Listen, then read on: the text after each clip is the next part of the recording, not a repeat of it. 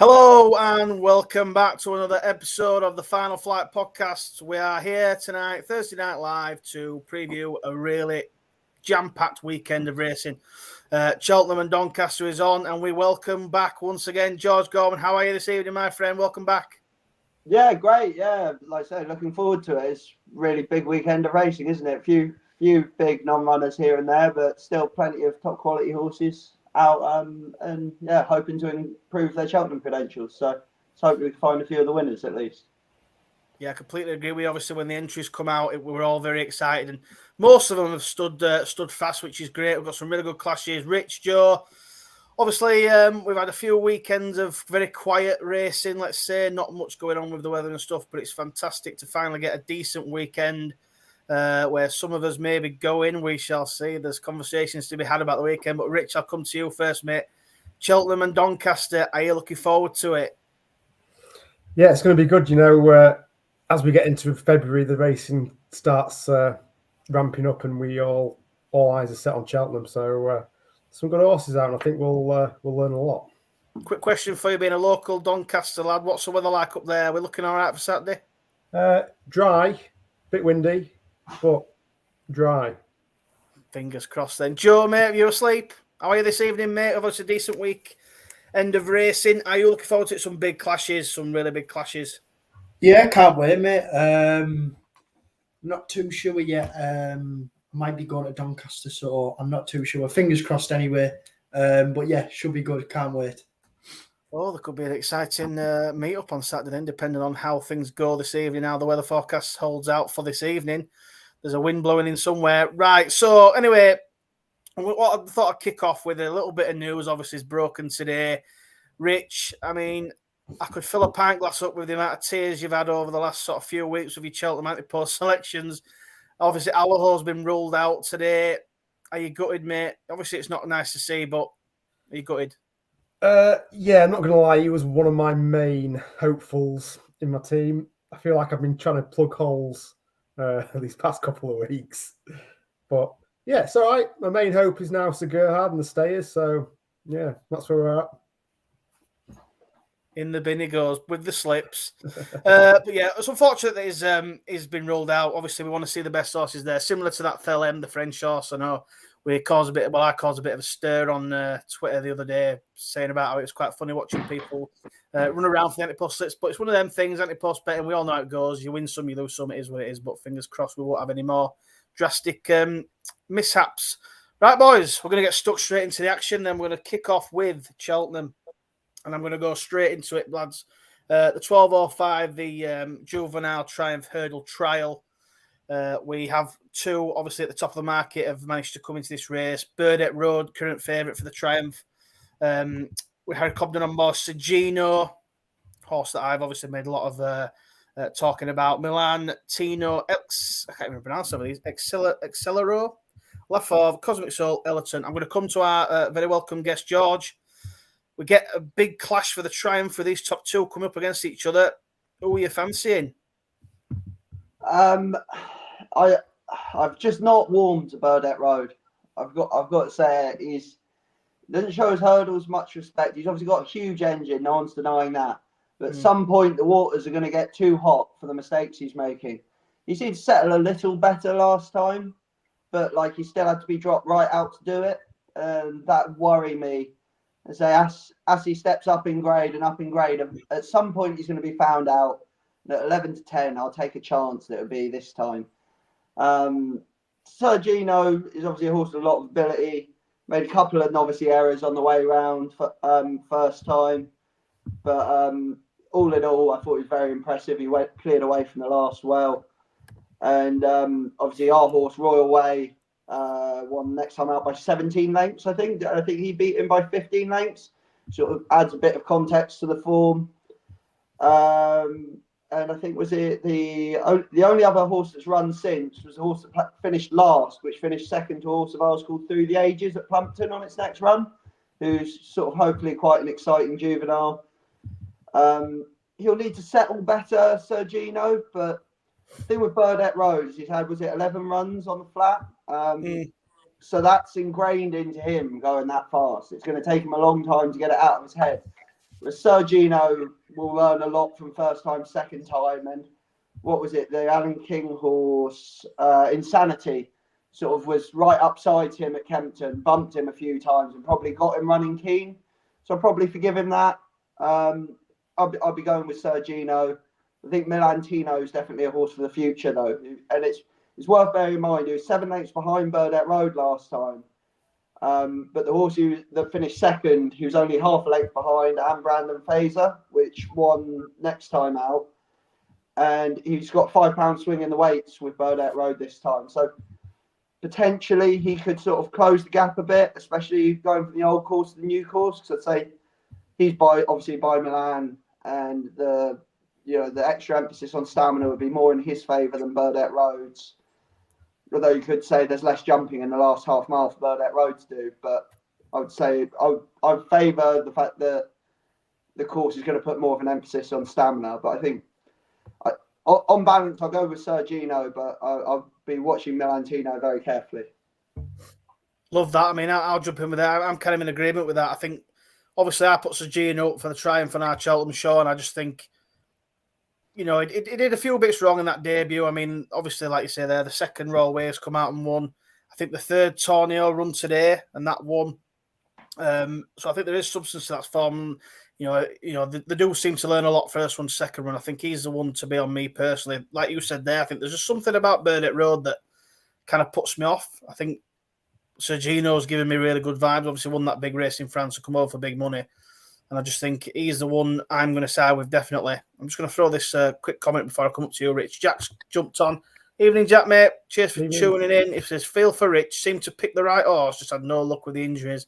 Very few negatives have answered post-betting. Yep, he's picked plenty of losers, unfortunately, that have been out, but we won't go into that. But yeah, I think the substance of Sergino's form, I think it was a good first run out. I think, like I said, Cheltenham will hopefully suit him. And I think he goes really close in. I think at 13-8 now. Ain't too bad a price. But yeah, I'm going to stick with him. Rich, which way are you going to land? I mean, at the prices, Sergino's the one to be on. I do like Bernadette Road, but at 10-11, I just couldn't trust his jumping. Although What's it called? Bernadette Road, isn't it? What said Bernadette Road then? He's 11-10 in Burdett Road now. He's the right side of evens, I think. Yeah, his best price 11-10, 13-8 Sergino, 11-10 Bernadette Road. Maybe still maybe a bit too short. I mean, I was there at Cheltenham in November when he bolted up. I mean, he was out the back and he hit most of them, but just that turn of pace that he's got. If he does get round, I just think he might be too quick for any of these. I do think he boasts the better form as well out of the two. I mean, is it Anne Braddon Feeser that he beat last time seconds, rated 127? That's what won next time out, beating Balboa's rated 125. It's just the jumping for me. If he sorts his jumping out, I think he's a player in the Triumph. But I don't know. Sergino's the one that probably has the better jumping and probably could improve. But it's just that turn of pace for me for Burdett Road. I just think visually it was very impressive when I was there at Cheltenham in November. That's fair, mate. I mean, that's one for Burdett Road and two for Sergino. Then, Joe, are you with the top two or are you against? It's a tight little race. I'm with Rich, Burdett Road. Honestly, I don't think Sergino's going to get anywhere near, really. I feel like Rich said there, I think he's too quick. He's got too much pace. What he done at Cheltenham, like Rich said, I know he improved from that first run, from that first run to Cheltenham, but at Cheltenham he was still keen. Like Rich said there, he hit every hurdle, but it was just, coming around that top bend, couldn't give him a squeeze, and he just went. And you don't see many horses go up the Cheltenham Hill like that, especially after being so keen. And it looked like the race fell apart. And when you're looking behind, not really, it didn't. Like Rich says, the form stacks up. I'm to be fair, I'm pretty keen on him, and I think if you are going to back him for this, you are daft not to back him for the festival. And therefore, if I was betting for Burdett Road, I'd probably play the SP for the weekend with a Cheltenham Festival Triumph bet afterwards. Yeah, it's interesting. I should have put a big V in the middle of us. It could have been me and George versus you two. If this is the way it's going to go all night, I'm looking forward to it. But no, I agree on everyone's points. I think it's a tight race. I think whoever wins, I was obviously probably going to go into favourite for the Triumph. So if you do fancy one of these to win, you might want to get a little bit on for the Triumph as well, because they'll definitely shorten after this. But we shall see. It's a tasty race to kick off the card on Saturday. Can't wait for it. I should say Accelero was actually second to Salva on debut as well, which obviously Salva's won a couple more since then. But be interesting if he were to run well now, like with a view to the Triumph market. If it came up, he would only run in the Triumph if it came up soft. But then he split two of our horses that day. Salva beat him. Bridge finished about fifth. You guys probably remember won on Boxing Day. So I just for listeners, like that's probably a horse half worth keeping an eye on it in terms of collateral form for Salva. Yeah, like I say, there's so many little form ties in with each other and stuff like that. I've got to keep an eye on all the runners, no matter where they finish, because, like I say, somewhere along the line they've raced against some of the other principals in the market. So it should be a very informative race, I think, and I'm really looking forward to it big time. Right then, so I'm going to move on to the absolute nap of the weekend, Rich. You know what I'm talking about. Are we on? The 115, the Paddy Power Cheltenham Countdown Podcast Handicap Chase. I didn't realise we'd sponsored it. So Il Ridotto's in his favourite, Excello, Victorino, Hitman is back out, guys, and he's had a wind up, and it's all systems go. I'm hitting the panic button. Easy as that, Garlo, and a few others at bigger prices. I'll come to you, Rich. Does Hitman win this? What's this wind up going to do? My dream of the Ryanair is now alive, is it not? No. I mean, he runs off top weight. He's had a wind up, like you say, but his last couple of ones would not fill you with any sort of confidence. FYI, I'm not actually backing him for this race. He was third in the Ryanair, so potentially the wind up might be for then, just get a quick run into him here and then all systems go for the Ryanair. But yeah, he's not going to win this, is he? The one I kind of like. I'd be happy for him to run well, like you say. I mean, George might be able to chime in a little bit when it comes to wind ups and things. Yeah. How much are they really going for it first time out after a wind up, or is it just it'll be purely testing the water? Surely, won't it? I think I have a general rule. The first two wind ups, you can see improvement in form. Third wind up, it's curtains. Usually, is what I would say. And we're on 1, 2, 3. This is the fourth. Which, like, he's not actually that old a horse, Like I say that I've just tipped up Sergino, who had one after one run, but yeah, not many horses make their third racecourse appearance. They have the second run back after a wind up thing going for them. But look, back in the day, this is sort of Hitman's level, really, wasn't it? But I can't see him giving away that much weight, and a fourth wind up is more of a negative than a positive for me. Well, yep. Like I said before. I'll have to joke. Obviously, Hitman. I was talking about him for the Ryanair at the beginning of the season. He did bomb out in the old Rome, but it's good to see him back. And obviously have another wind up, but we'll see how he goes. But if he does run well, there might be a slight dream. And my 25p each way at a big price still has a little bit of legs to it. Go on then, Rich. Who have you landed on in this handicap? The one I've gone for is Easy As That. Is the one I've landed on. Best price 10-1 now, I think. Finished 6th in the Paddy Power Gold Cup off 141. In that race, you had Fugitive, who was 4th, who's then got and won next time out. Il Ridotto was 3rd. He finished 2nd to Fugitive, I think. He's down to 137. The jockey's taken a 3 off, so he's technically down to 134. His last winning mark was 133. He was only 5 lengths behind Fugitive in the Paddy Power. I just got a feeling that potentially that is just putting right for this, off that sort of mark. I think at 10, I'll just take a nice each way shot at that one, I think. Yeah, fair enough. Joe, who have you landed on in this one, mate? It's a nice little handicap, this. Yeah, it is, mate. It's XLO for me that catches my eye. Obviously, come over from France and only had 2 runs, but, his 2 runs were at Ascot. There was about a month in between, and he seemed to really enjoy that 3-runner field, but he seemed to improve. And I just feel like the slight step back to the extended 2 mile 4 won't do him do him any harm. His last run in France was a 2 mile 6 listed race, and he looked the winner, and he was just headed the last strides. Like I say, that was over 2 miles 6. They've brought him over. They've ran him at 2 mile 5, the extended, then brought him back to 2 mile 5 and a 3 runner. You know, he ran all right, but I just feel like in this race, he's probably the one who is, you know, he hasn't shown his cards yet in terms of, he's got his mark. He's off 10 stone 12. You know, he's getting weight off a lot of the heavy hitters in the market. I just feel like this horse could be the one who has gone under the radar in terms of form over from France, coming over here, winning a 3-runner race, getting his handicap mark. I feel like there could be more in that. Love it. That's it.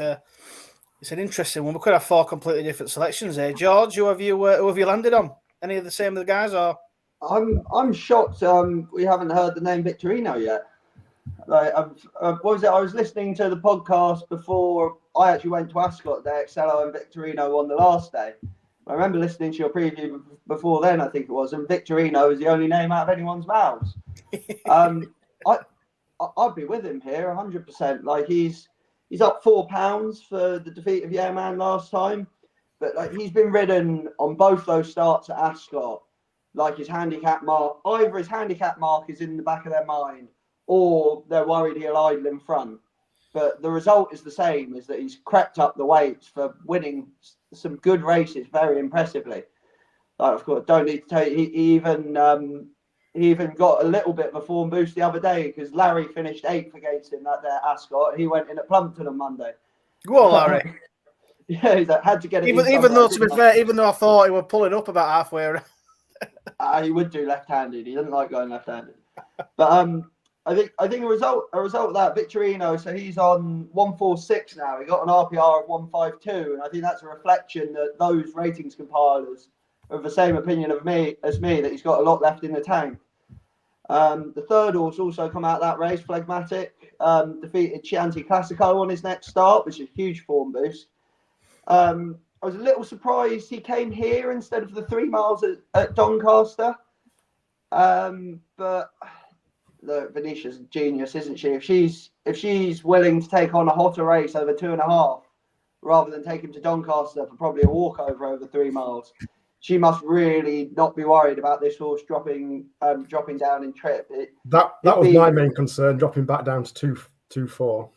It's just if they had nowhere else to run him, I'd be a bit like, oh, I'm not sure. The fact that he was literally in that race at Doncaster till the last minute and they've gone no thanks makes me think they're not that worried.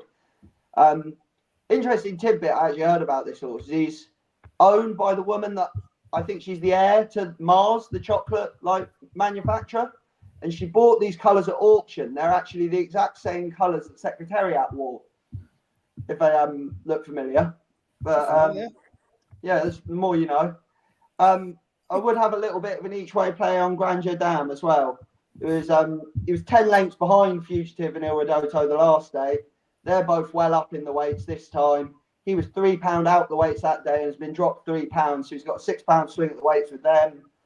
Of his 5 career victories, one was racecourse debut, one was off 255 day break, one was off an 183 day break, so on. Like, they're all longer than 30 days. He's had 42 day breaks since the December Gold Cup. You might like it a little softer than this, but his highest ever RPR was 2 starts ago, so he's in good form. He's probably overpriced at 11-1, but I said my main player would be Victorino. Well, the reason why I'm laughing a little bit is because you've basically written exactly what I've got on my notes. I'm all over Grand Jam. Like I say, I think the weight swing with El Ridotto he got beat by about 10 lengths, but I thought it was a decent run. And like I say, the weight swing there, I think I had it down as 8. But I think El Ridotto's gone up 5 and he's gone down 3. Yeah. I thought Tom Bellamy when he come on up 6, I think. Yeah, I think with Tom Bellamy come on, he sort of spoke highly of this. Go on, what is it? Sorry, I was thinking of Fugitive. He was in here when I did the thing, and he's not anymore, obviously. Yeah, like I say, I think the form ties in with the daughter. I think he'll get a hell of a lot closer there. I don't think he'll mind the ground too much. He has won on good to soft before, albeit in a low grade. But I just thought he was an each-way play. I backed him last time in the race where he come for. So I see no reason why being better at the weights to give him another chance. And obviously we backed Victorino last time, and he was the other one I was going to have 2 darts at, 2 each-way plays. And so, yeah, I mean, you've said everything that I was going to say, so I'm well is happy it with that. great minds think alike or fools It's never differ? It'll certainly be one of them after Saturday. But it's me and you against the world, George. It's me and you against the world, honestly. But yeah, I'm with Victorino and Grand Jam. I think at the sort of double figure price Grand Jam 11-1. I'll take a bit of that each way, and fingers crossed one of them will win. Love it. You said both of them. I'm like, don't say Grand Jam next if you say another one. You offended. Love it. I said if it was soft or worse, he'd be my main selection. So but I can't ignore Victorino. Yeah, I completely agree. I think the whole when you said about Lucinda coming here, could have gone there. I just think, like you say, it makes you think that it should be fine with the drop down trip, but we shall see. Right, lads, this is a big one next. The 150 at Cheltenham, the Cotswold Chase. Who's Joe gone for? Oh shit! Sorry, Joe. Jesus Christ. I went round, didn't you? Yeah, I was XLO. I'm going to say. I must have been asleep for that one. Yeah. Something else. Sorry, Joe. I'm going to say I come round that way. I like to rotate and go back round. I felt like an act then. Sorry for that. Right then, Joe, the Cotswold Chase. Stay away fair novice going up into open company against Royal Pagaille, the real whacker, Ahoy Signor. That's all right, Gino, and Willie sending Capodanno over. It's a big ask for Stay Away Fair, but do we fancy him? Yeah, it's a massive ask, isn't it? I feel like it's going to be, maybe another tactical one again. I'd probably say the one good thing in a way for Stay Away Fair is you've got Ahoy Signor who's probably going to make the pace. Whether he lasts or not, you're not too sure. He might hit one, but at least he's going to set a gallop from the start, which, I think Nichols and Cobden will want and will need. But do you know what? When I was there at Haydock watching Royal Pagaille, he won going away at the end. I just think 10-3, he's proven, the real whacker looked good last year, but pulled up in 4th this year is not great. Ahoy Signor pulled up twice. That's all right, Gino. Yeah, 8th and a win. Obviously, Willie sending one over, but for me, I think it's definitely between the top 2 in the market. Let's be honest, if Stay Away Fair wins this, probably going to go very short for the Browns, but I think I am going to side with the old boy Royal Pagaille. However, I would like to see Stay Away Fair win. I'm guessing you're in the camp of Stay Away Fair, James, but I just think the way Royal Pagaille beat Braveman's game, when you watch it back, he beat him very comfortably. I know Braveman's game hasn't been the same force as last season. Terrible form. Braveman's game, terrible form. Yeah, that's what I mean. He hasn't been the same form, but I just feel like, whether the run was too quick for Giovinco or not, he didn't back the Stay Away Fair form up. And I just feel like Royal Pagaille could be, 10-3, quite overpriced. That's fair enough, mate. I'll come to you then, George. What do you think? Is it going to go to an old head, or is he Stay Away Fair good enough for this? Somewhere in the middle. I think Capodanno is the most overpriced horse in this field by a long way. He's got Grade 1 novice chasing form at around this trip when he won the Champion Novice Chase at the Punchestown Festival. Look, that was a while ago, nearly 2 years ago, but for him it was only 4 runs ago. I thought he ran a really encouraging race last time. We pushed Jerry Colomb all the way to the line in the Savills. He's only rated £6 behind Royal Pagaille and Ahoy Signor on RPRs and £7 behind him on official ratings. And he's actually getting £6 off them here. So on weight adjusted ratings, it's Royal Pagaille and Ahoy Signor only £1 above Real Whacker and Capodanno. £4 back to That's All Right Gino and another 8 to Stay Away Faye. But obviously he's a novice. He's not had a chance to actually earn that sort of higher rating. Chasing debut victory around Nace and his run at Leopardstown the last time gives me encouragement that he does go left-handed, because obviously most of his wins have been at Punchestown. And I think in a race you're going to have a Ahoy Signor going forward for sure, probably the Real Whacker, maybe even Royal Pagaille as well, with Stay Away Face sat in behind them. He might just be able to pick up some pieces here. Like I might even play him see if I can play him 2 places or something as well as a win bet. because he's going to be ridden to pick up the pieces. As long as he gets in a jumping rhythm, he ought to be able to beat a few of these. It'll probably be him and That's All Right Gino will be chasing Stay Away Faye round, and might just turn into a bit of a burn up this.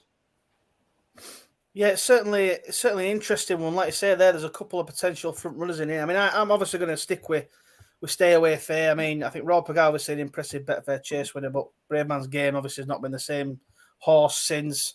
The Real Whacker's been okay when he's come back. Hoyson York and never back again. He's burnt me too many times. I used to go toe to toe with Rich now with Brave Man's Game and Hoyson York. He was just an absolute shocker, basically. That's all right, Gino as well. Capodanno. I mean, I'm going to stick with Stay Away Fair. I think he needs a better race to be seen to better effect. So I'm hoping that being up against some of these more experienced horses who might take him round, give him a toe into it, and a little bit of an extra longer trip as well, I think should suit him. So obviously it's a big ask. Novice stepping up, but I think if he does win this, I think my Browns bet looks pretty secure at the moment. So I'm more than happy to stick with Stay Away Fair. Rich, I'm assuming you're backing Royal Pagay because you love Brave Man's Game so much. No, Royal Pagay is a haydock specialist. You don't win round Cheltenham.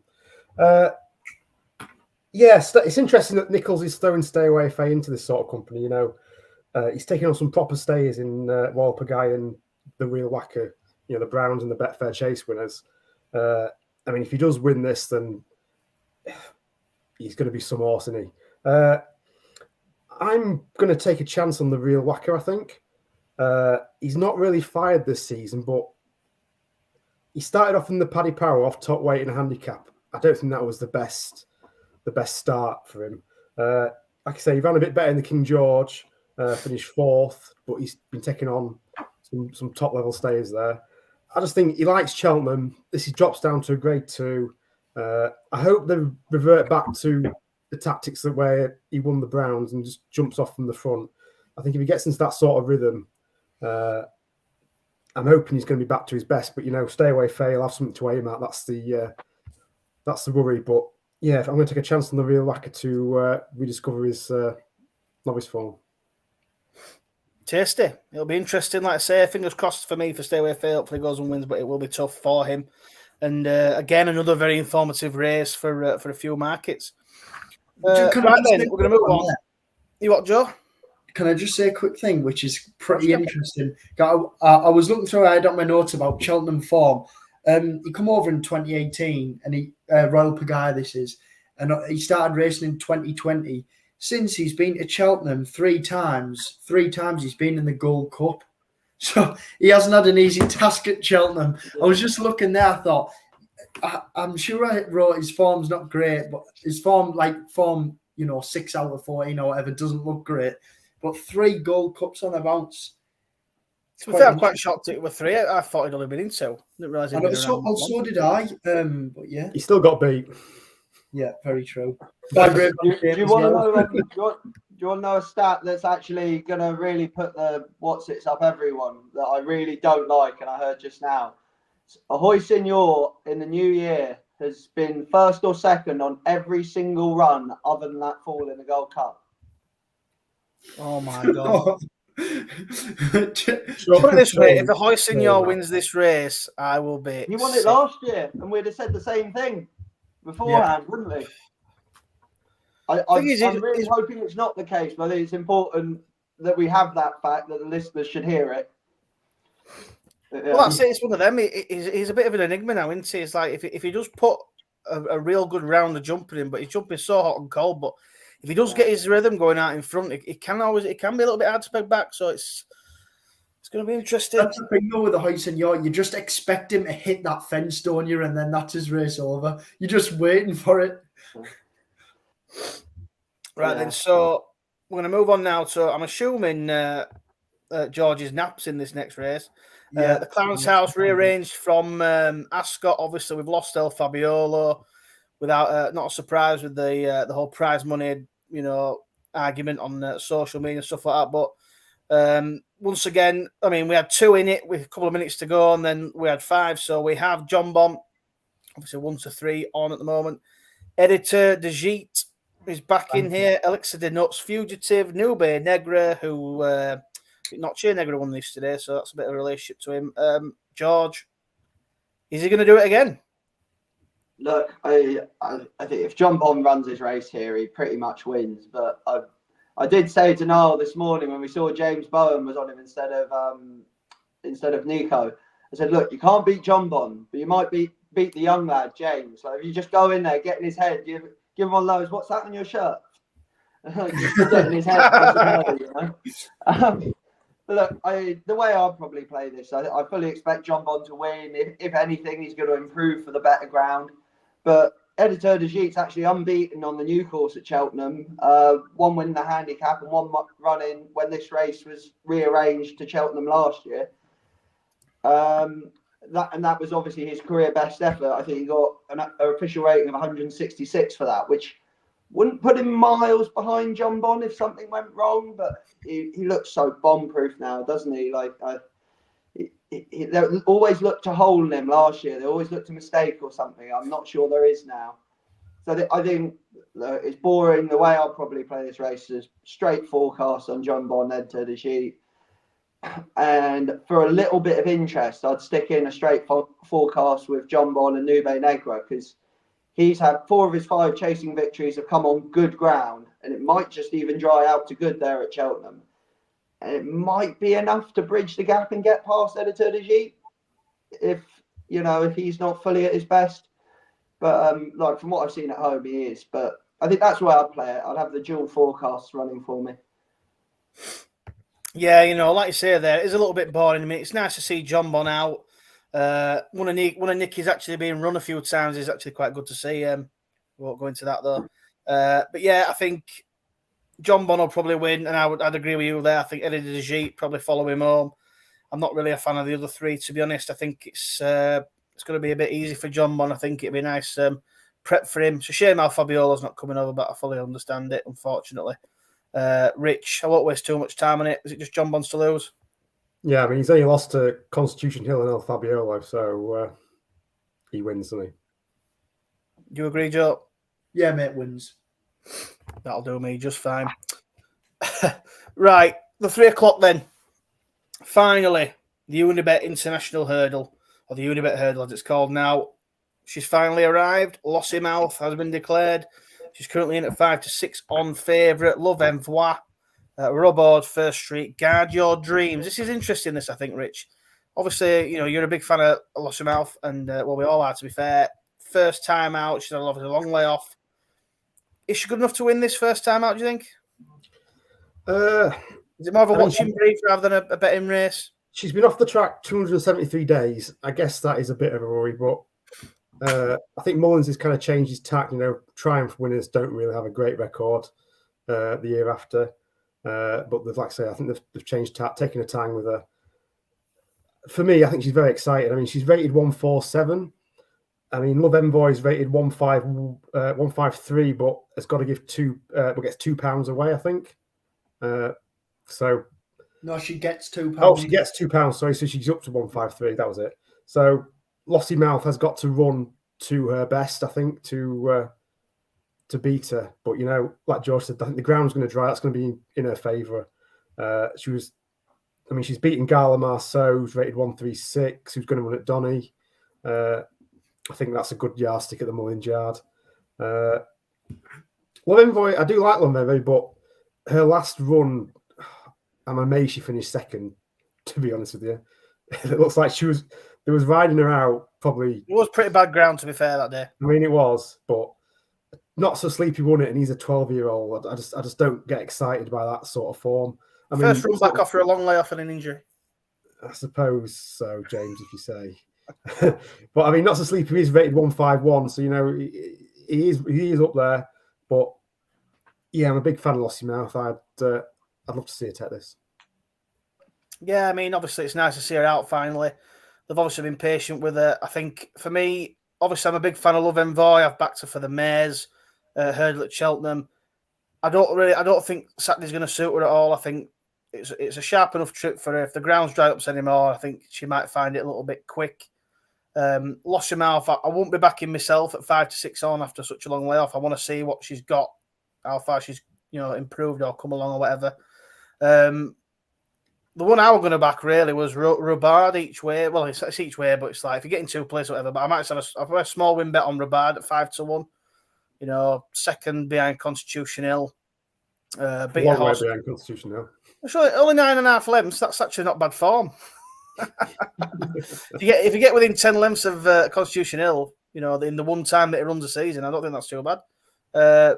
Beat Hansard the race before. Something else. 4-timer he won before coming up against Constitution Hill. I just thought as a little bit of a bet for a bit of interest in the race, I'd go with Ribard with Cobden on. He's obviously in flying form at the moment. Is Harry.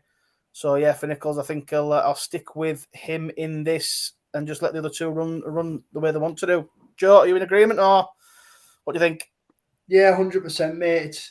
It's a definite watch and brief for me. I mean, Lossiemouth, very exciting coming over.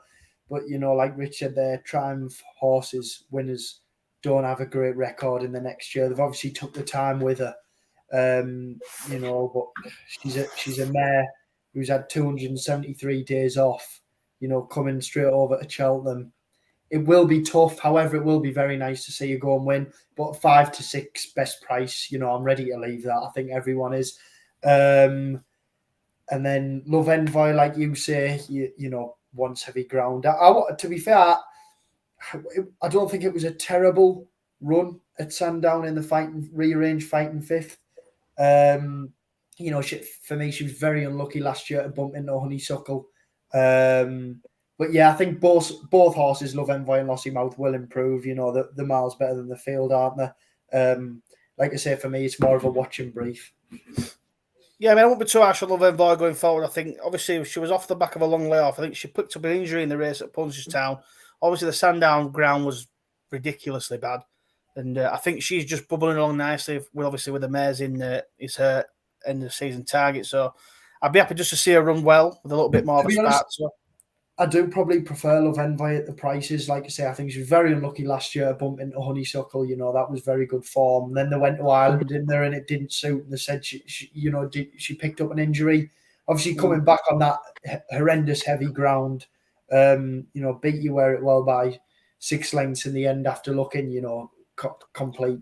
It's quite interesting that the Doncaster race that Gala Marceau is running is an hour before Lossiemouth. So Gala Marceau bolts up. We'll talk about that in a bit. But yeah. George, who are you thinking in this race? Any with Lossiemouth? I mean, obviously she's short, isn't she? I think it's probably a no bet for me. Like say, Lossiemouth, we haven't seen if she's trained on yet. That's even like you quite rightly said, Rich, about Gala Marceau has fairly consistent form with Lossiemouth, but Gala Marceau could train on £30 and Lossiemouth could train on 25 and they'd be the same horse. You know, it's impossible to say. I'm not in the business of backing horses first time out in open company after running juvenile races, and especially not 5 to 6 on. Love Envoy's best off at the weight adjusted ratings. I just don't think she's going to like the ground. Mm-hmm. Probably better over 2.5 as well. I'd be a little bit interested in Rubo. I think he's probably the forgotten horse here. Like the second Constitution Hill's not too bad at all. So, like you rightly said, he beat Hansard, who went on to win the Jerry Fielding on his next start, and actually ran very well in a handicap at Ascot after that. I couldn't find a way to play this race, to be honest. Even like Lossiemouth, Rubo, reverse forecast to pay nothing. It'd almost be like, you know, one part of the forecast would cancel out the other, even if you won. So it's no bet for me. Yeah, that's it. It'll be a 50p win bet on Rubo for me, I think, and I'll leave that. And it's more of an intrigue. Let's see how Lossiemouth gets on and see how fast he's trained on. Lovely. So we're going from sort of juveniles winners going into upper company to basically what's nearly a veterans hurdle here. The 335, the Cleve, the Enigma, the legend that is Paisley Park, favourite currently, Dasher back in here. Noble Yeats is the interesting one back over hurdles. Cobden on board, McMullins. Champ, Botox has strong leader flight deck. George, obviously some absolute legends in this race. Who are you thinking? Are you managed to dissect it? Are you going to land on Sunday? Yeah, I'm fairly strong on Paisley Park, to be fair. He's holds several of them on his form in the long walk. Obviously, Champ's now second run back off a wind-up, and he's got a run under his belt, so he might be able to get a bit closer. But there's plenty of real estate between him and Paisley Park at the line. And you think Paisley Park surely only going to improve heading back to the new course at Cheltenham. He's a 4-time winner over it already. He's not getting any younger, but neither are the rest of these, to be honest. Do you know what I mean? Like, it's if there's one to follow him home, probably be Noble Yates. So he's best off at the weights by £1 to Paisley Park, and Champ is another £1 behind that. They're all very close. I think Dashel Drasher is level with Paisley Park as well. Like, they're all very closely rated. But Noble Yates actually ran all right back over hurdles last time, and if he's brushing up, it would have been a long time since he jumped a hurdle. If he can brush up his technique a little bit, he might be the one to push Paisley Park all the way to the line. So I'll be backing Paisley Park. I don't want to throw in a forecast in every race because I can only look silly, but I might have a little straight forecast. Paisley Park, Noble Yates. Love it. I'm in agreement. I think Paisley Park, the one to be on. Obviously, the race last time out with Crambos, good form. He's been performing well to a high level. Only went down ahead to Dasher last time, but I think he looks to have improved a little bit for that run. Dasher Drasher, I've just not really warmed to him. He obviously 6 lengths behind Crambo last time, and obviously that's a decent whack behind Paisley. So I think Paisley will probably hold up that form personally. Champ is a horse I've loved a long time through his career, but I think I'm just struggling with him now. I think he might struggle, although, like you say, second run after a wind-up can always bring up the improvement as well. So he'd be interesting if you're thinking of backing him. But I think I'm going to stick with the legend that is Paisley Park, and I'm going to scream him home this time with a bit of my money on. I didn't have a bet on him last time. The last 2 times I was screaming him home. So obviously he's going to get beat again. So I'm going to weight him down with my money on him. Rich, who are you with? Yeah, Paisley Park for me as well. You know, his form is holding up, like George said. Dashel Drasher beat him in the long distance, but he's giving away £6. He smashed him 6 lengths off level weights in the long walk. Went down by a head to Crambo. I just think even at 12, I think like we saw last year, Side of Burley won the stays, and he was he 12? I just think it's about time he won. I think he's finished second twice now. Did he win? I think he won this last year, didn't he? Yeah. Like I said, the interesting one is probably Noble Yates. Emmett Mullins ran second over 2 miles 4, which is not his trip. Steps back up to 3 miles. May even need further than that. You know, he's finished 4th in the Grand National. I think he won the Grand National, didn't he, as well? Back in the day. Yeah, quick funny story about the Grand National. You know, you do them randomizer things. You can randomize a bet. I actually randomised mine, and I got Noble Yates, and it was 50-1. I says to Miss, I'm not backing that donkey. I was watching it in the pub, and I had to convince everyone standing around me that I used to ride against that bloke in point to points. Like, no one believed me. Love it. Go on, Rich. Yeah, Paisley Park for me. I just love to see him win. You know, he's one of them legends of the game that you just want to cheer on. Yeah, I agree. Joe, are you in agreement, or are you going to spoil the party? I'm going to spoil the party, mate. I quite like Noble Yates. Looking at the form last year, ran at Aintree in the Grand National, giving Corach Rambler a stone and £6, which obviously that form is pretty strong from last season. And then you look back at Limerick, 2 mile 4 hurdle race is never going to suit. But I thought he ran with credit, getting beat 4 lengths. Second, I just feel like he's been there or thereabouts, Gold Cups, Grand Nationals. He ran well in the Gold Cup, finishing 4th. The run before that, he was in the Cotswolds, beating Protectorate in there, Frodon. He was only beaten 2 lengths. He's a horse who always stays on. He battles. You're going to guarantee he will be there. Getting £6 off Paisley Park and Dashel Drasher as well. I just think he's probably had a nice, good under the radar prep over hurdles. Probably going too quick, to be honest, over 2 mile 4. But I wouldn't say impressed, but he jumped the hurdles pretty well. I just feel like with a £6 swing, Harry Cobden on board, 4-1, he's already been nibbled in, but I feel like 4 isn't a bad price at all. That's fair enough. Like I say, it's going to be a good race. Nice to see the older heads going at it and still going at the ripe old ages of 12 and stuff like that. So, Noble Yeats, see if you can put it up to him. Just put this comment up here. Christine Parker's on. Christine, you all right? Good evening. Right, Thank you for joining in. She's evening, gents. Hope you're enjoying the show so far. We're going to move on now into the last race at Cheltenham. This is a pretty big one, this. I'm going to come to you first, Joe. If I can, mate. You've got one in here you really like. Obviously, Gidley Park.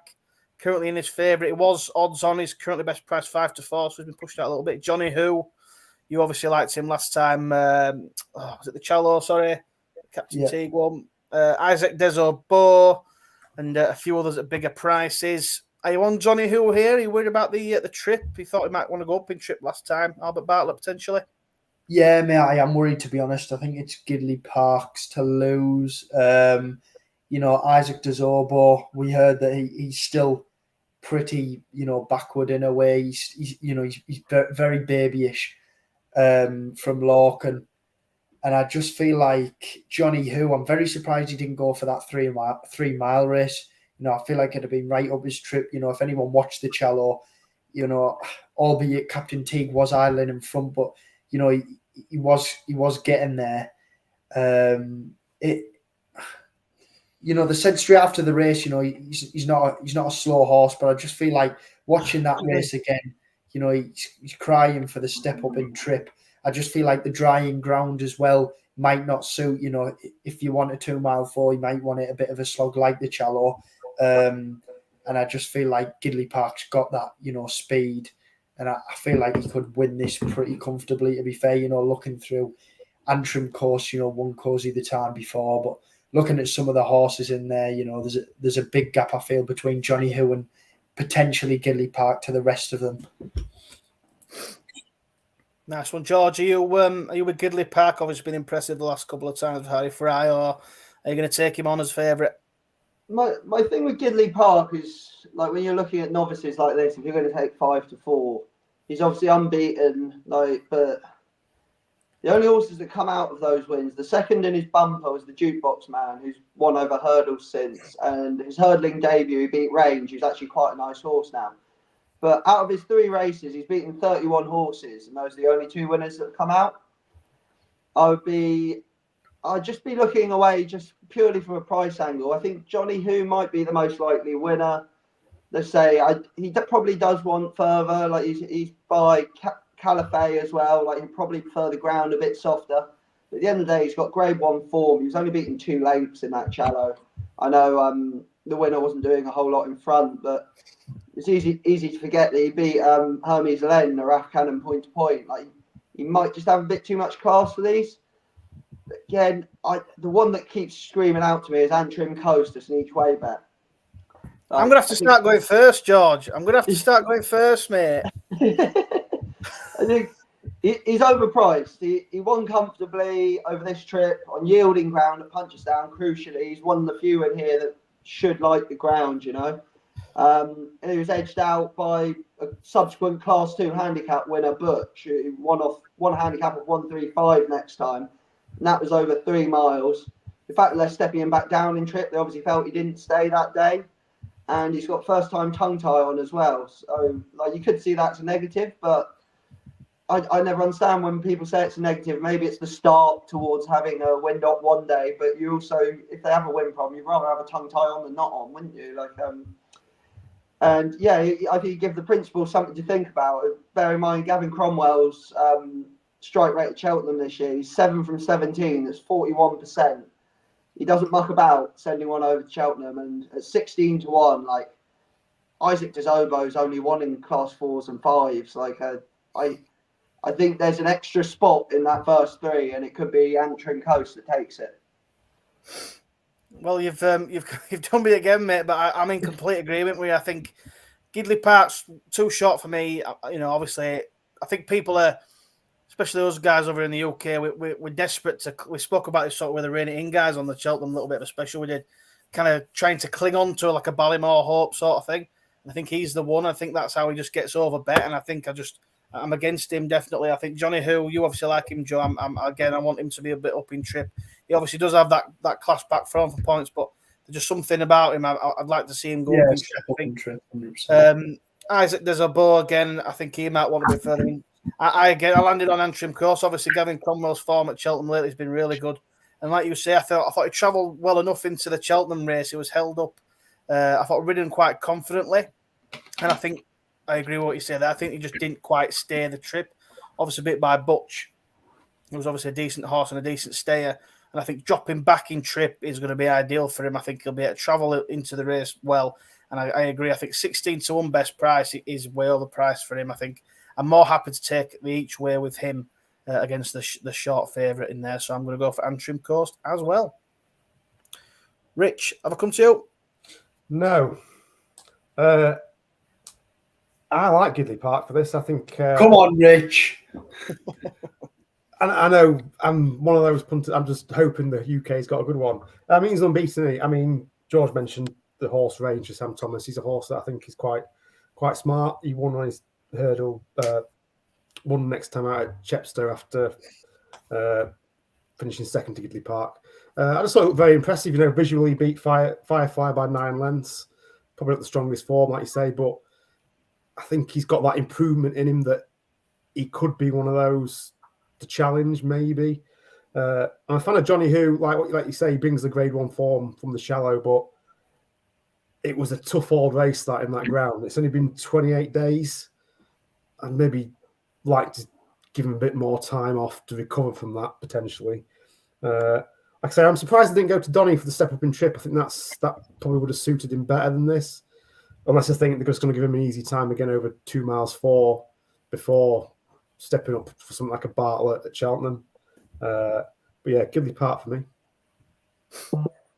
That's fair enough. Like I say, it's a tough little race, and another race where you think we're going to get a lot of clues for going forward. So we'll see which way. If you were inclined to back Gidley Park, look, he's not getting any shorter, and range runs in the 240 at Doncaster. So you can wait and see if he runs a massive race. It's not going to shorten any more Gidley Park. It might be worth even waiting to see that before you put your money down. Good job. Yeah, very true. Like I say, a bit of form there. I've got a couple of comments here. There's one for you here, George, from Christine. She's put, did George ever win on Lake Washington? Assuming you know what that means? No, I didn't. He broke my back. Jesus. God, Lake Washington. We called him Dave. He was, lovely horse, but he had slight mental problems. By the same sire as Envoy LN. Say that's all you need to know. Mahathir. You ever see a horse of Willie Mullins's called Westport Cove? Is by the same sire and behaves the same. You ever watch his debut running a bumper? He's sideways coming in, bounding, and I finished third on Lake Washington at Newton Abbot one day, and then I thought I'd get a win out of him the next day, and he stepped at the first and broke my back. Chuffing hell. Cheers for that. Cheers for bringing up those memories then, Christine. You have to get her to message me, find out how she knows him. Yeah, drop him a message, Christine. Tell us why you know all about that. She's put that Gidley's one of the best over here, but we still won't beat the Irish boys. I think that's probably true. And what's she put here? I know he did, George. Thumbs down. Oh, thanks for bringing it up then. Yeah, for reminding him about it. Right then, so I'll ask you about the 12.55 at Doncaster, but I couldn't do any better on it. So have any of you guys managed to have a look at that, or are we skipping? No, I've got one. I've got a couple. Go on then, Rich. You can take us away, mate. I've got no betting, but let us know. The one I like in here is for Nichols, and it's Sans Brute, is it? I think it's called. It's a new runner for Nichols that's come over from France. I think he's had wind surgery and runs off 134 here for his first run in the UK. He's a French hurdle winner over 2 miles 2. This is over 2 miles 3. He finished 7th of 15 in a Grade 1 at Altair, is it, in France? Probably. Altoy. Over 3 miles 1. He finished 7th. Finishing 8th was Horten Colors, who was rated 146 as a hurdler. 9th was Forbin Porter, rated 156. 10th was a Steering for Long, who was a 154 hurdler, and Kilcrut was 11, who was a 145. I can't believe you're using summer French form. Yeah. Oh no, this is the big race in France. I was there for it one year. This is their big day. It's called like the autumn hurdle. It's their stayers hurdle. But it's their champion hurdle, if that makes sense. Even though it's run over 3 miles, they see it as the champion hurdle. This is Grade 1, a James. good race. It's a top race. Yeah, I mean, I'm always just a bit wary about the English horses going over there. Obviously, when you're having Flooring Porters and all them finishing down the field, it makes you wonder, doesn't it? But carry on, mate. I'm just saying, he runs off 134 at Doncaster. Oh. And he's been beating horses that's been rated between 145 and 156. Sorry, dropped out there, George. Sorry, carry on, Rich. Yeah, that's what I'm saying. He runs off 134 for his UK handicap race, and he's beating horses there rated between 154 and 156. I just think he's a bit of an unknown. He's dropping back to a distance where he's won over before in France. So I'm happy to. Like I said, there's no betting for him, so I don't know what price it'd be, but he's one that has taken my interest for sure. That's cool. I think, Go on then, I George. think Brian's on board as well. You got bet? I think Bryony's on board. Yeah, she's on. Yeah. Go on then, George. You said you had a couple. I mean, Christine said that you're a very knowledgeable guest. Are you still at Gary's? Still at Gary's. No, I've just got a computer in front of me. Look, my two that I'm going to take at Doncaster. Obviously, I'll wait and see the odds. Like I'm hoping at least one of them will be a decent price. Main one will be Geronimo. He beat Rare Edition by 3/4 of a length on his last start. I think Rare Edition was third, and he won. Obviously, reads very well after he won at Kempton next time. He's up to 131 over hurdles now, which is not a mark he's won off before over hurdles, but off 132 a few years back, he was beaten, I think it was 3/4 of a length by Tommy's Oscar. That was with a £5 claimer on board, who have a £10 claimer on board here, so works out just about better at the weights. And more recently, he's been capable of winning off 135 over fences, and there's every reason to think he'll brush up his hurdling technique this time, given before last time out, his two previous hurdle outings were April 2023 and January 2022. All 10 of his wins have come on good or good to soft, so this will probably suit. Fingers crossed he's a bit of a price. The other one briefly is Rich's Spirit, which I can't believe Rich missed. These two have got a habit of not backing winners with their own name in it. I'm going to do the forecast. He was third in a maiden hurdle behind In the Waterside and Jaguar, which reads really well. He was only 3 lengths behind them. Then he dropped down to 2 miles in a grade 2 and got well beaten. But he stepped back up in trip 2 mile 3.5 the next time and ran out 10 length winner of a very ordinary race. But look, he's got a mark of 120. I think he's got to be better than that if he's finishing up the back ends of In the Waterside and Jaguar.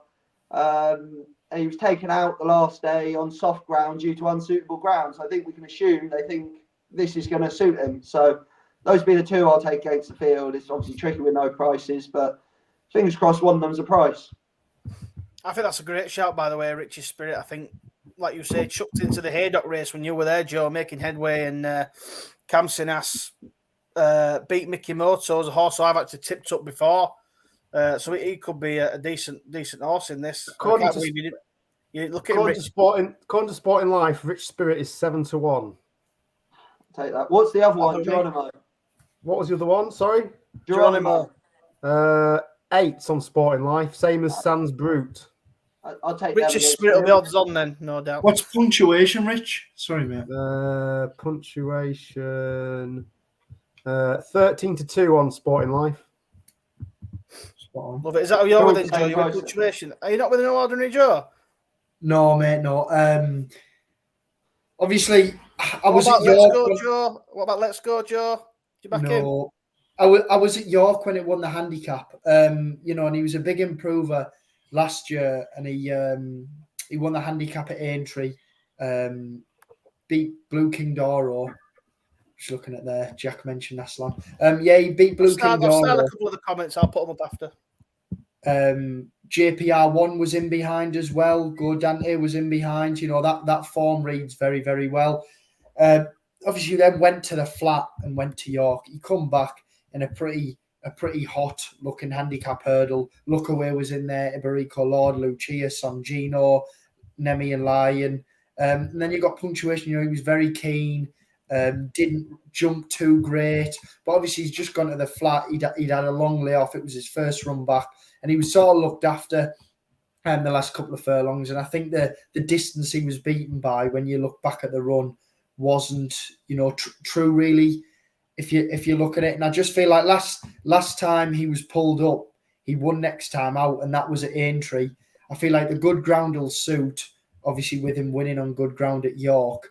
Paddy Brennan's on. I just feel like a mark of 137 might not be, you know, there might be some wiggle room in there. Obviously, he improved a lot in the 2022 season. 2023 finished fourth in a handicap at Cheltenham out of 15. The form doesn't read too bad there, you know, Might Iron and stuff like that. I just feel like he might be a horse, you know, that will improve from his first run massively.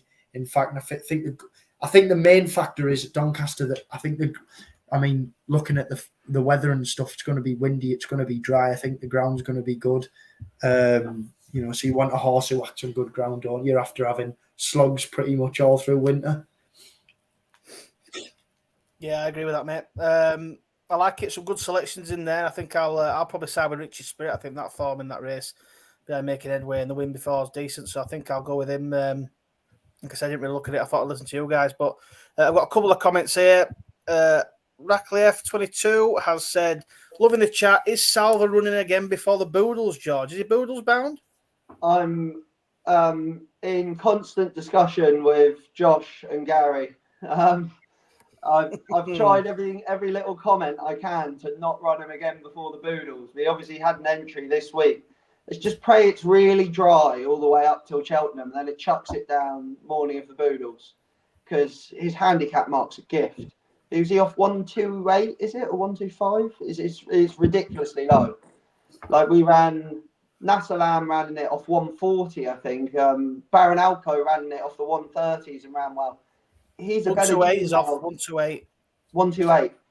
He'd probably almost have the lowest mark of nearly any horse we've run in it, and he's probably the best that we'd have run in it. So I really hope he doesn't run until the Boodles, personally. But you know, if the horse is fresh and well, he might have to run. But the only thing that will stop him is if it's quicker than soft. So what you're saying is, if he's not run till the Boodles and it rains a couple of days before, we're looking like GSI on the Boodles. Yeah. Nice one. Jax pops up and said, "How's Nasalam?" Nasalam's fantastic. Yeah, he had a little. I think he was away for maybe only a couple of weeks. He went for a little holiday, and he's come back in absolutely fresh as paint. No, he was certainly the first few days. He was giving. Well, you all saw Gina being interviewed after the win. Poor girl was in tears with a camera in her face.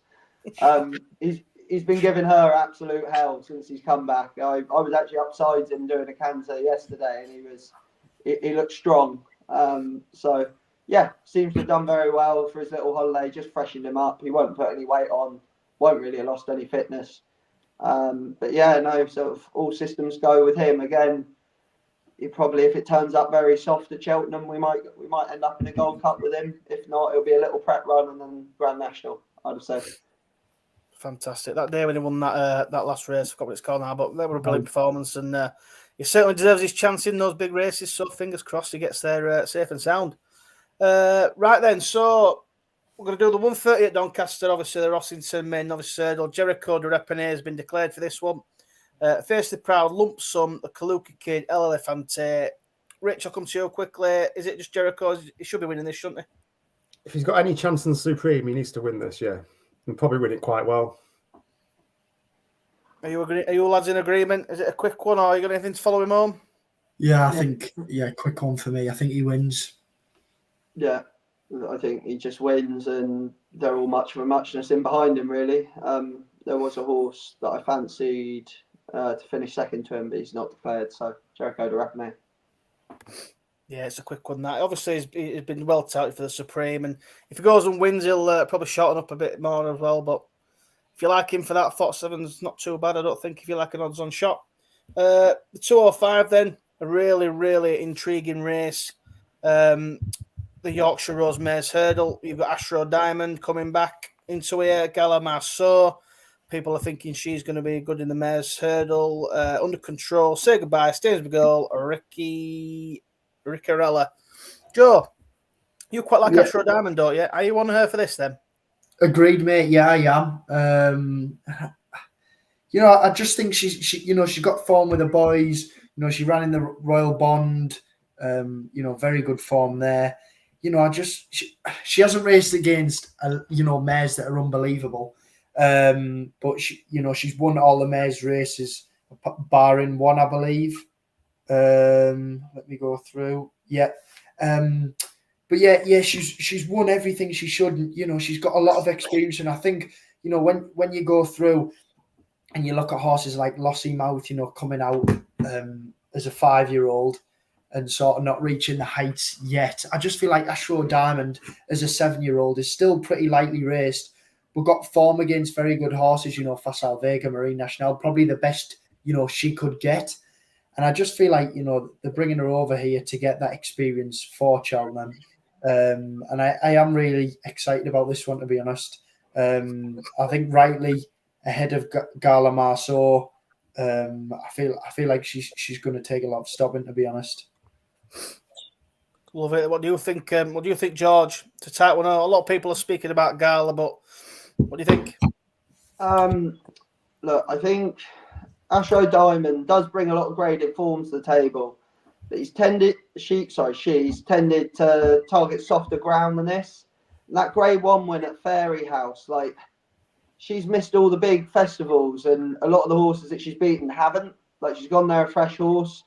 They say she has got form with Facile Vega, but 9 lengths behind him, 4 1/4 lengths behind Marine Nationale, and the Royal Bomb reads well, but they went very slow that day. And I think Irish Point was second and Champ Kylie was 4th. Next time out, Champ Kylie turned that form around with Irish Point, which sort of tells you, what that form was actually worth. I think if they'd gone a more honest gallop, she'd have been a lot further behind him. I think Gala Marceau sets the standard, probably. She's defeated 4 times by Lossiemouth last season. 2 of them were by less than 3 lengths. One of them, I think, was on fairly good ground, wasn't it? Yeah, yielding ground at the Dublin Racing Festival. So should handle this. She was beaten on her seasonal debut last year, but that was by Lossiemouth in a Grade 2. And she still beat Nuzret and Rispel that day, so she's obviously capable of chucking in a good effort first time out. I think she should probably be favourite. My only thing, and it does apply to Lossiemouth as well, is Willies have all taken a run this season, but I'm not sure how much that applies when these are starting so much later, and especially at a time where Willie's firing in winners.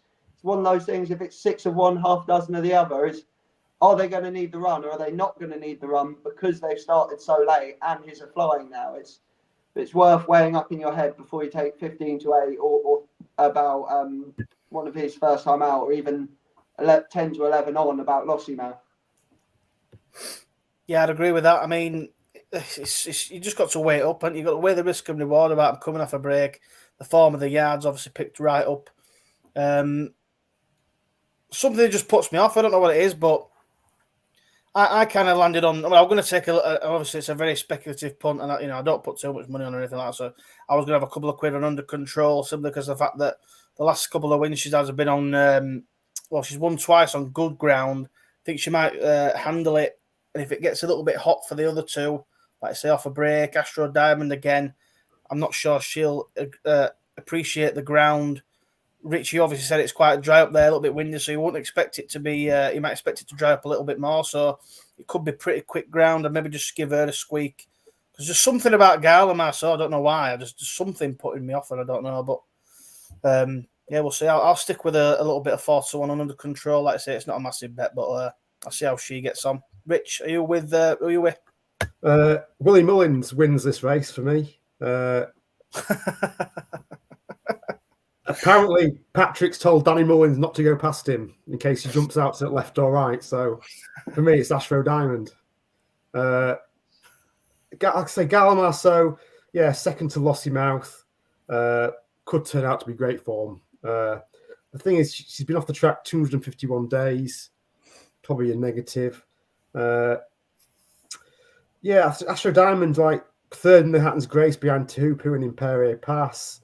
Third over 2 miles against Vega and Ile A. Tomps. Third against Marine National and Irish Point. I just think that's high-class sort of form. She's unbeaten She was against nowhere her near own... him, Rich. Sorry? She was nowhere near him. Third? You still get a medal for third, don't you? Someone has to finish third. She's unbeaten against her own sex as well. Yeah, she also gets £3 off Gallimar, so I think that just might swing it potentially. Plus, like you say, Willie's may have needed a run. Yeah, I just think Astro Diamond for me. Patrick Mullins has told everybody not to go past him, so there you go, she wins. No, fair enough. It's going to be tasty, like I say. I'm going to sit under control and we'll see how they all get on again. Another race. It's a very, very informative weekend. If you are going race this weekend, and you're looking at Cheltenham and things like that, there'll be a lot of anti-post markets, I think, change a little bit this weekend. But we're going to finish then on these last two races, and then we'll do as best bets and a bit of a charity bet. The River Don, obviously, at Doncaster, the 240, the Albert Bartlett, Novices Hurdle, River Don Novices Hurdle. I was hoping Shanna Bob was going to be here. Fortunately, he's not been declared. I'm a little bit worried now. I'm hoping there isn't any sort of issue there. So hopefully something comes out about him very soon. So welcome to Cartrees is in his favourite. Lorcan Williams was on the show the other week. Destroy the Evidence, I Love My Bay, Kerry Hill, Esprit de Potier. I'm glad he comes here. He's entered in another certain race like next week, so I'm glad he's coming here instead. I'll come to you then, George. I'll let you kick us off with this one, mate. A nice novice hurdle here. Who are you fancying in this one? Yeah, but obviously the main thing is picking between the first two. I can find holes in both of them. Destroy the Evidence is actually fairly solid, but Welcome to Catrier obviously improved massively from the step up from 2 mile 3 to 2 mile 5.5 on his second hurdle start. But if you wanted to pick holes in him, the distance to Ideal Day Board actually decreased from 15 lengths to 6.5 lengths. Although, it's probably possible that horse by coastal path, it probably wanted the extra distance just as much. Beat the Bat was beaten next time out after beating him in his first run over hurdles, but it was beaten by Dysart Enos. It's 6 of one, half a dozen of the other. There was the fourth from that day, Champagne Twist, actually came out and finished second to Peaky Boy on his next start at Cheltenham, which was decent form. He'll probably improve up to 3 miles again, but I just don't know. He looks big, he looks weak. I'd rather take a swing at something each way, and I landed on a real sort of scumbag one. I was between Range and Esprit de Poitiers.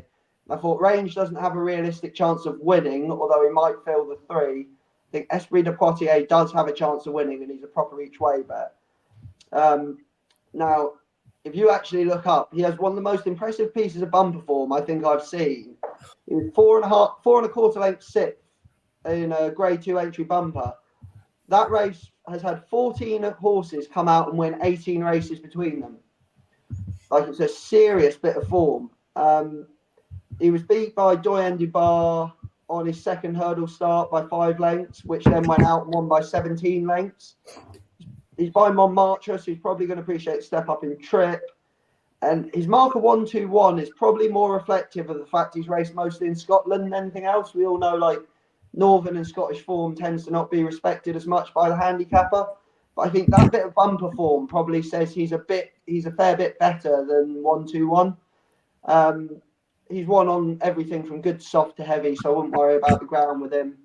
I think he's a proper crack in each way bet. He's got a little squeak of winning it, great chance of finishing in the 3. If you're with the right bookmaker, they might even give you 4 places if you're really lucky. But that'd be my swing at this. Yeah, I'm in agreement with them. I quite like Esprit de Poitiers. I think he's obviously running scared of another certain horse next Tuesday. He was entering a race next Tuesday, but he's clearly running scared of that horse, so he's obviously coming here for the easier race, I think. That's how I've read that anyway. But the one I landed on was, well, I think Patrick Waddy's having nightmares for that race on Tuesday anyway. I Love My Bay for Daryl Jacob is the one I quite like.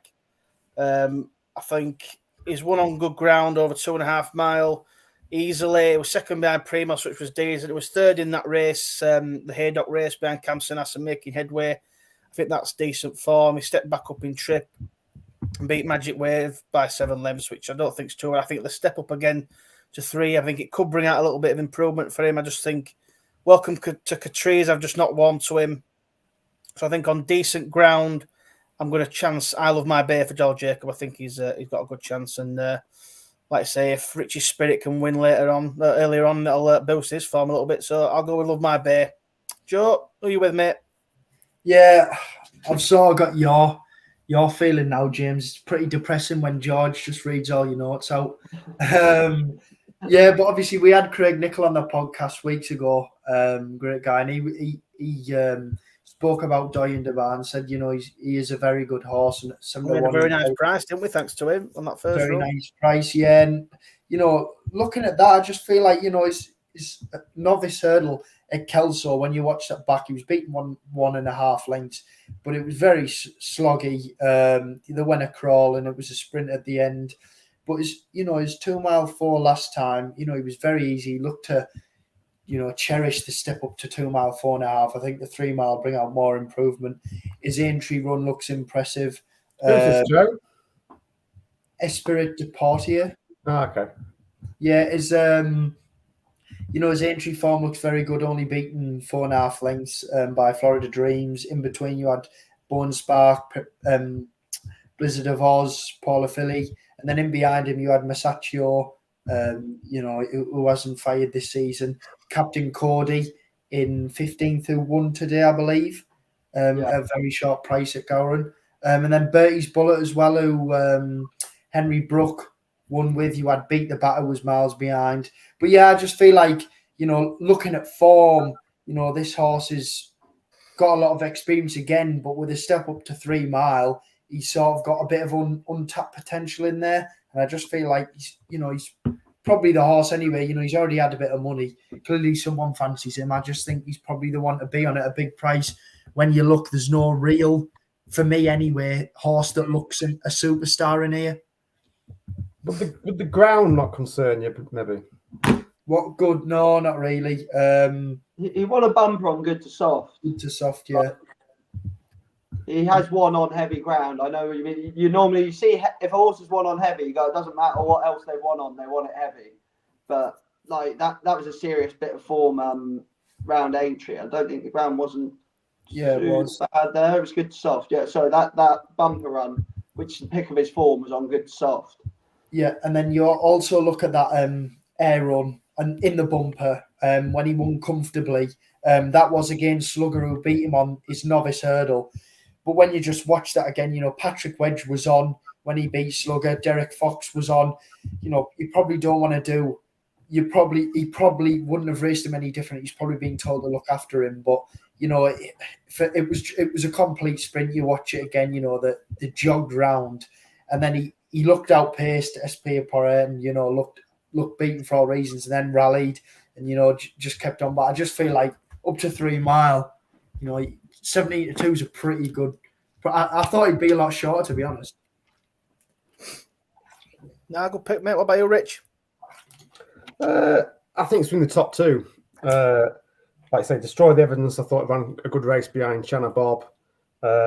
Kim Bailey, though, has only had 1 winner from 17 over the last 2 weeks. It's not the best form. I maybe sway towards the favourite, Welcome to Cartiers. I think he's only had 2 runs. He's improved with each one. They started off at, was it 2 miles? 2, 3.5. Yeah, 2, 3.5. Stepped up to 2.5. Now stepping up again to 3. I just think he's the one that potentially could improve the most out of these. But yeah, so I think it's between the top 2, personally. Fantastic. Love it. Right then, the last race, guys. on the card that we're going to talk about, the 3:15. It's been a good evening tonight. I've really enjoyed it so far. So we'll finish off on the Great Yorkshire Handicap Chase. A fantastic race for Doncaster. Looking forward to it. Famous Bridges in his favourite. 7-1 the field, so obviously it's an open race. Sweet Will, Captain Odds, come in, seeing a little bit of money. Forward Plan, Surrey Quest, Can Do Kids in here. One I've backed plenty of times. I'll come to you, Rich. Dissect this handicap for us, mate, as the last race. This is a Emmett Mullins special, I have a feeling. Sweet Will for me. For Emmett Mullins, I think he's been primed. So he's a previous winner at Doncaster last March off 126 over 3 miles. The form since that race pulled up. Second over 2 mile 5 and then fourth over 2 mile 5. He steps to 2 mile 7 here off a new mark of 122. 3 mile in it, yeah. So I kind of just feel that Emmett Mullins has just done what Emmett Mullins does and just plotted this. And yeah, I think he's the one I'm going to side with. Yeah, I won't keep people too long. I'm going to chance Sweet Will as well. Obviously, I love the name. He's moved from Cromwell to Mullins after 3 pull-ups. He's had a decent run off a bit of a break. I thought the fourth wasn't too bad. I think back on better ground, same as the race when he won at Doncaster, up to 3 mile. You know, that was off 126. Sorry, no, it wasn't. It was it? Yeah, 126. Yeah, He's now off. What's he off now? Where's it gone? 122, eh? 124. What was it, Chase? I've lost my will to live here. Yeah, I'm on Sweet Will. I think he's been plotted for it. I think this is the plan. He's got the Doncaster form, decent ground form. Don't mind 3 mile. I think he's got a good chance. Joe, who are you with? Completely agree, mate. Back up to 3 mile, like you say, pulled up. Screams a plot job, doesn't it? 2 runs in Ireland, come over here. Done a mailer on. You know the last race at Leopardstown, the 4th. It was just a bit messy that day, and then the last was omitted as well. Not that they were probably trying anyway. I just feel like horse coming from Ireland, Emmett Mullins' horse coming back here to Doncaster, previous winner. I wouldn't say course and distance, but as good as you can get. Half a furlong less. I'm pretty confident with that one. He actually got hampered in that race at Leopardstown as well, so by a fall in front of him. So he can mark that up a little bit. It was well back that day, went off joint favourite. I think he's got a good chance here. George, is it a full house on the last race? I'm afraid it's not, but we'll soon know if you guys are right, because by the morning of the race, it'll be 11 to 10 if it is off for its life, won't it? Obviously, it will be just with my money on it anyway. That'll bring it in. Obviously not in the Paul Byrne colours, but never is. Obviously landed plumb off bottom weight as well. £1 lower, it'd be out the handicap. So it was excellent bit of placing. I plumb for Surrey Quest here. He's improved a lot for change of scenery since he arrived at Toby Laws's. There's sort of a tendency to think, he's a Henderson chuck out, but Toby Laws was Nicky Henderson's ex-assistant. There's a good chance Toby trains in Surrey as well. So I guess these owners are probably from there and probably moved the horse closer to home sort of thing. Let's say he's won both starts since. He was very impressive on his yard debut at Huntingdon. That was good soft over 2 mile 7, so sort of similar conditions to this. He defeated subsequent winners Harjo, who was 3rd, Milan Bridge was 4th, Sporting Ace finished last and came out and won since. Despite this, the trainer decided he needed a wind-up. And following that, he came out and beat Atlanta Brave, who's a very good yardstick. It was only a narrow margin of victory, but he made it like it was tough enough going that day, and he made a bit of a mistake at the second last. Lost a lot of momentum. I think he's probably coming to the end of his stamina over 3 mile 2 that day on soft ground, and I think he did very well to get up anyway. He's probably value for a bit further if he hadn't made the mistake. He's up another £7, but I think back down in trip and on better ground, that might just negate that a bit. I struggle to see him out of placings anyway, and it should be mentioned, this is now his second run after that wind-up as well. It's not like he was struggling before, because he absolutely hosed up the start before the wind-up. So if that can bring out even further improvement back at back on ground in a trip that will suit. I think he could go very close here. Love it. Like I say, it's a nice little handicap to finish off the day, and hopefully we'll get the winner there. Christine's put her comment on there. She says Christian Williams gets the 3:15 Captain Nord. I'm assuming you mean there. Yeah, it's interesting. When did he last have a winner? You what, sorry? When did he last have a winner? I won't be able to tell you. It's not recent. I'll see if I can find out. Yeah. Back them both each way and make money. Yeah, we'll see. I'm not sure we'll be able to get more places on there, so it's definitely an each way race. And fingers crossed we have the winner. Right, lads, that's it for the evening. We have completed the preview. Thank you for that. It's been a pleasure. What we'll do now is we'll finish on our naps. We'll stick a nap up, and then we'll have a bit of a charity bet. We'll get the charity bets back on the go. Obviously, I'm leading the way on the charity bets with the massive treble. I'll keep going. I've got to mention it. The massive treble we had last time at Cheltenham. It was a decent one. White Rhino, Nurse Susan, and Shannon Bob won that day. Brilliant day. So, naps of the weekend. Rich, give me your nap of the weekend. Oh, don't sound too excited about it, will you? It's tricky because a lot of horses are taking each other on. I'm a big fan of Lossy Mouth. He's no price, but I'm going to stick him up as a nap. Fair play. Joe, your nap of the weekend? Burdett Road for me, mate. Love it. And George? It's close between Antrim Coast and Victorino. I think I'd just about go for Victorino. I think this horse really could be the next Royal Pagani, this horse. I love that. Well, I'm glad you went that way because I'm going to go with Antrim Coast. I think he's very, very overpriced. When you said Antrim Coast, I'll go with him. I think he's very overpriced. I think 16's one's a great bet. So, yeah, that's the naps of the weekend. What's this, Chrissy? You just put on here. What's put up on? You don't need recent winners, George. You know that. He just lines them up. Yeah, fair enough. Yeah. Okay. Well, we'll see. We'll see. If he's there to win, we'll see. That horse of ours that won the Surrey National at Lingfield the other day, moved the chains. That came from Christians and won about 5 on the bounce when it got to us, having done nothing the 4 starts before. Yeah, it was a nice win. He's very good at getting one ready. Definitely. Right then, lads, obviously we used to do the charity bet, so we're going to get them back on the go. Joe, are you going to have a little bit of a charity bet this week? I am, mate. I've already got it on. I've got it here, I believe. Let me just check. I've mixed it up this week, I must admit. Oh, there it is. I have gone for Elegant Man, Dundalk tomorrow, 5 o'clock. Oh, my God. What is going on here? I've gone for Burdett Road, Cheltenham, and I've gone for Jericho de Repinet. So it is a treble. £10 pays 60. Fingers crossed for that one. Fair enough. Not chuck John Bon in as well, just for the fun. Well, I've got the type of bets what I like to call shopping lists. Oh,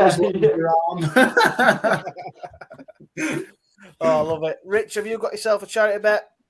I have. I'm going to try and land a big one and outdo you, James. Good luck with that. Only because a lot of horses are taking each other on, and I just think I'm just going to try and avoid them if I can. So I'm going to do a treble. I'm going to do Sweet Will at Doncaster, Sans Brute at Doncaster, and Easy as That at Cheltenham. £5 each way treble. I think that'll pay a nice price if it comes. I can't wait to see what that pays. Brilliant. I'm going to go. I was going to try and keep it a little bit steady this time round, so I'm actually going to go for the Stay Away Fate Sagino double,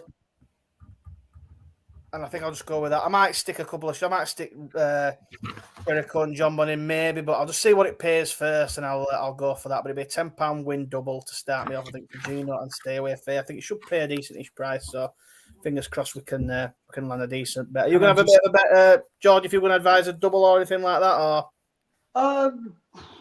Go on, George. George, right, pressure on you now. Give us the muggy acca of the weekend. Okay, my muggy acca would probably be. I'm gonna have to put Victorino in there. John Bon, Woodo at Doncaster, Oh, yeah. and Jericho de Rapine. There you go. Love it. So we've got Victorino adds a bit of spice said to it. There's a comment. I've started one more comment before we go there on here. I've lost what I've done. I thought I started it, but I didn't. Christine put on here, basically ask George what weapons are being released soon. He will know. Is there anything we've not seen yet that's not been released yet, George? That's coming out. You got any nuggets for us? A little horse to follow. You obviously gave us a couple of horses to follow last time you were on this side. Dare won really well. Things like that. You got anything else you might want to give before we go? Well, obviously it's been well publicised. We've got the nice one, Peking Opera runs for us Sunday at Fontwall. He's scored very, very well. Trying to think what else we got coming out this week. I haven't got time for you to come back to me, have I? What about Cop Mask tomorrow? Cop Mask, no, he's grand. He actually is starting to look really well in his coat. I was talking to his groom this morning. Noel actually schooled him this morning, and it turned out he didn't fall. He didn't school the day before he ran when he fell at Sandown the last time. So hopefully he'll stay on his feet. I still think he's a very nice horse. I think Bridge will be interesting next time. I think hopefully he's going to step up in trip.